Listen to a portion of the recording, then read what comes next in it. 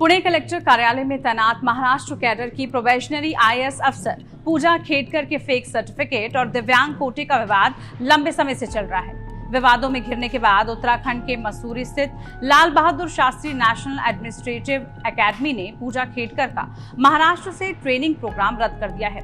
इसके साथ ही एकेडमी ने उन्हें तत्काल वापस बुलाने के लिए लेटर भी जारी किया था, लेकिन वो वहां नहीं पहुंची। ऐसे में चलिए जानते हैं कि क्या यूपीएससी द्वारा आईएएस, आईआरएस या फिर आईएफएस पद पर तैनात ऑफिसर की नौकरी खत्म की जा सकती है या फिर नहीं। यूपीएससी की परीक्षा देश की सबसे मुश्किल परीक्षाओं में से एक है।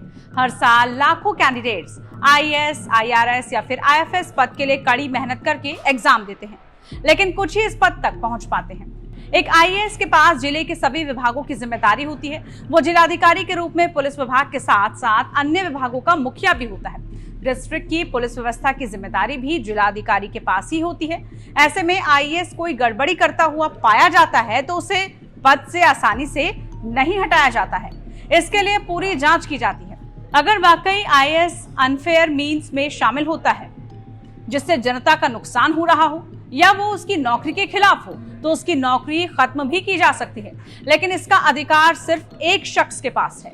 आईएएस की नौकरी खत्म करने से जुड़े नियम संविधान के अनुच्छेद 311 में लिखे हुए हैं। अनुच्छेद 311(2) के मुताबिक अगर किसी ऑफिसर को अपराध में दोषी ठहराया जाए तो उसकी रैंक कम की जा सकती है, साथ ही उसकी नौकरी भी खत्म की जा सकती है। इन प्रावधानों के तहत बर्खास्त किए गए सरकारी कर्मचारी राज्य प्रशासनिक न्यायाधिकरण यानी स्टेट एडमिनिस्ट्रेटिव ट्रिब्यूनल (SAT) या फिर केंद्रीय प्रशासनिक न्यायाधिकरण (CAT) जैसे न्यायाधिकरणों में जा सकते हैं।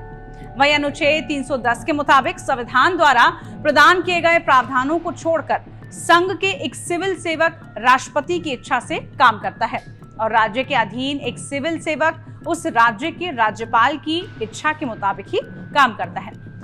ऐसे में उसे नौकरी से निकालना भी राष्ट्रपति के हाथ में होता है, यूपीएससी के पास नहीं। आईएएस, आईआरएस या फिर आईएफएस पद के ऑफिसर को सिर्फ राष्ट्रपति ही नौकरी से निकाल सकते हैं। संविधान के मुताबिक इसका हक यूपीएससी को नहीं दिया गया है।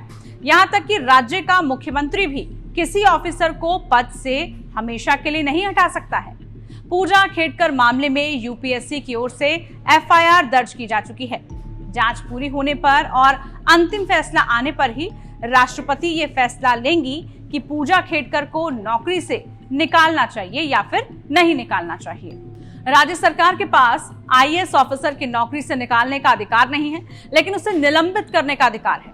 अगर राज्य सरकार आईएएस जैसे किसी ऑल इंडिया सर्विस अधिकारी को सस्पेंड करती है तो उन्हें 48 घंटे के अंदर कैडर कंट्रोल अथॉरिटी को लेटर भी भेजना होगा और इसकी जानकारी देनी होती है।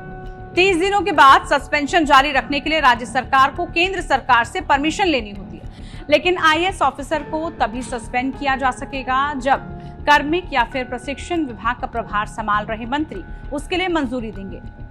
ऐसे में लंबे समय से घिरी पूजा खेडकर की मुश्किलें फिलहाल तो कम होती हुई नजर नहीं आ रही हैं। आपको वीडियो कैसी लगी जरूर बताइए। इस तरह की तमाम वीडियोस के लिए आप देखते रहिए टाइम्स नाउ भारत डिजिटल। नमस्कार।